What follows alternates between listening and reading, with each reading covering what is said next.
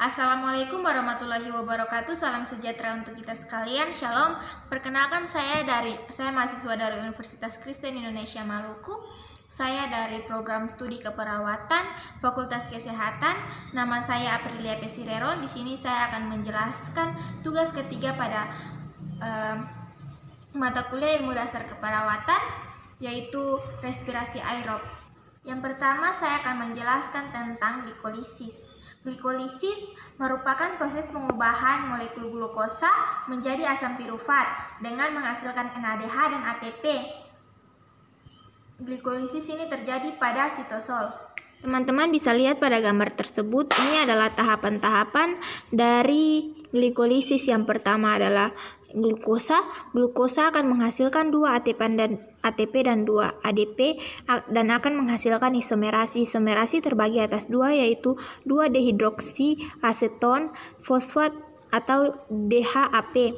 Kemudian 2 fosfagliseraldehin atau PGAL, dan PGAL akan menghasilkan 2 NAD+ dan 2 NADH di bagian kirinya, dan bagian kanannya yaitu 4 ADP plus 4P dan juga 4 ATP, dan akan menghasilkan 2 asam pirufat.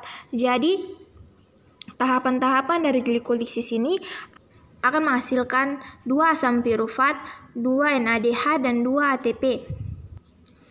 Dan ini adalah tahapan-tahapannya dari glukosa plus 2 ADP, 2P, 2 NAD menjadi 2 asam pirufat plus 2 ATP dan 2 NADH pada keterangan di atas. Kemudian asam pirufat selanjutnya memasuki tahap dekarbonilasi oksidatif di dalam mitokondria. Kita masuk pada poin yang kedua, yaitu dekarbosilasi oksidatif atau yang biasa dikenal dengan pembentukan asetil-CoA. Pada tahap ini asam pirufat diubah menjadi asetil-CoA dengan menghasilkan NADH dan melepaskan CO2. Pada organisme eukariotik, dekarbosilasi oksidatif berlangsung dalam matriks mitokondria. Pada organisme prokariotik, tahap tersebut berlangsung pada sitosol, cairan sitoplasma sel. Reaksi dekarbosilasi oksidatif sebagai berikut. Pada tahap pertama, molekul pirufat 3 atom C melepaskan elektron atau oksidasi, membentuk CO2. Jadi atom yang dari 3 karbon menjadi karbon dioksida. Tahap pertama, 3 atom C melepaskan elektron atau oksidasi membentuk CO2. Pirufat dipecah menjadi CO2 dan molekul berkarbon 2. Tahap 2 yaitu NAD+ direduksi menerima elektron menjadi NADH+ ditambah dengan H+. Pada tahap 3, molekul berkarbon 2 dioksidasi dan mengikat KOA atau koenzim A sehingga membentuk asetil-CoA. Pada tahap dekarbosilasi oksidatif atau pembentukan asetil-CoA, ini tidak menerima ATP atau tidak mengolah ATP. Jadi di dalam dekarbosilasi oksidatif ini hanya termasuk dengan asam pirufat, koenzim A, asetil-CoA, dan karbon dioksida, tidak mempunyai ATP. Kemudian kita masuk pada poin yang ketiga, yaitu siklus Krebs. Siklus Krebs berfungsi menghasilkan energi dan berbagai senyawa antara yang digunakan dan untuk sintesis senyawa lain. Tahap ini berlangsung di dalam matriks mitokondria dari 2 asetil-CoA. Yang masuk siklus Krebs akan menghasilkan 4CO2, 2 ATP, 6 NADH, dan 2 FADH2. Pada gambar berikut. Ya, teman-teman bisa lihat pada gambar ini adalah tahapan dari siklus Krebs. Yang pertama, dari 2 asetil-CoA akan menghasilkan KOA, dan dilanjutkan dengan 2 asam sitrat akan mengeluarkan 2 NAD+ dan 2 NADH dan juga 2 CO2. Kemudian dilanjutkan dengan asam aketoglutarat, kemudian akan mengeluarkan 2 NAD+ dan 2 NADH. Kemudian juga mengeluarkan 2CO2, kemudian dilanjutkan dengan 2 suksinil KOA akan mengeluarkan 2 ATP plus 2P dan juga 2 ATP. Kemudian dilanjutkan dengan 2 asam sistrat yaitu 2 FADH2 dan juga 2 FAD+. Kemudian dilanjutkan dengan 2 asam fumarat dan juga 2 asam malat yang akan mengeluarkan 2 NAD+ dengan 2 NADH. Akan dilanjutkan dengan asam oksaloasetat itu pada tahapan terakhir dan akan menghasilkan 4CO2, 2 ATP, 6 NADH, dan 2 FADH2 dan akan diteruskan dengan siklus tersebut secara langsung dan terus-menerus. Teman-teman, kita masuk pada poin yang terakhir yaitu sistem elektron. Setiap elektron berfungsi mengoksidasi NADH dan FADH2. Dari tahapan sebelumnya, tahap ini berlangsung di membran dalam mitokondria. Tahap ini berlangsung di membran elektron dan hidrogen dari senyawa yang bergabung dalam NADH dan FADH2.